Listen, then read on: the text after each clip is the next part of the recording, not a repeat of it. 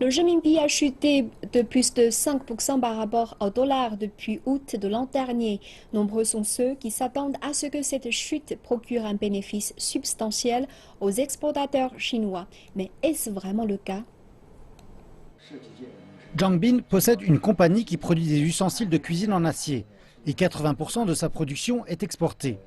La dépréciation du renminbi de ces derniers mois a bénéficié au profit de M. Zhang et a changé la manière dont il gère les finances de sa compagnie.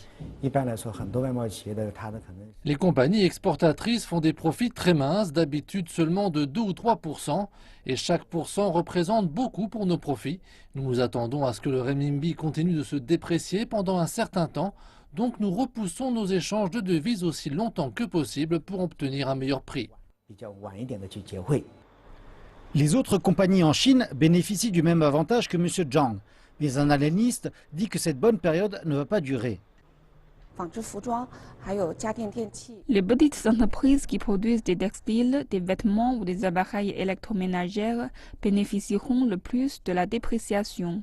Les plus grosses entreprises ont généralement des taux de change fixes avec les banques pour verrouiller leurs profits. Mais je pense que les avantages seront temporaires et limités. Cela prend longtemps pour transformer un changement de prix en avantage compétitif et il n'y a pas de signe que le renminbi continuera à se déprécier sur la longue durée. Le professeur remarque aussi que la demande du marché s'affaiblissant mondialement va probablement neutraliser les avantages d'un meilleur taux de change. Les données montrent que les exportations générales de la Chine en janvier ont chuté de 11,2% par rapport à l'an dernier. La société de M. Zhang ne rapporte pas une grande différence dans ses commandes par rapport à l'an dernier et elle ne veut pas voir une nette dévaluation du renminbi.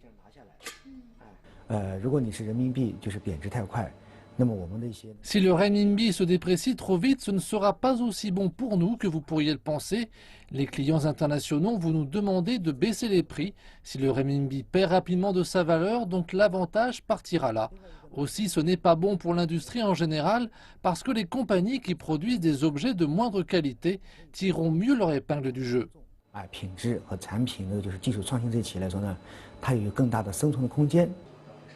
Avec des exportateurs qui n'attendent pas de bénéfices à long terme de la dépréciation du renminbi, il semble que le gouvernement n'attend pas non plus trop rapidement.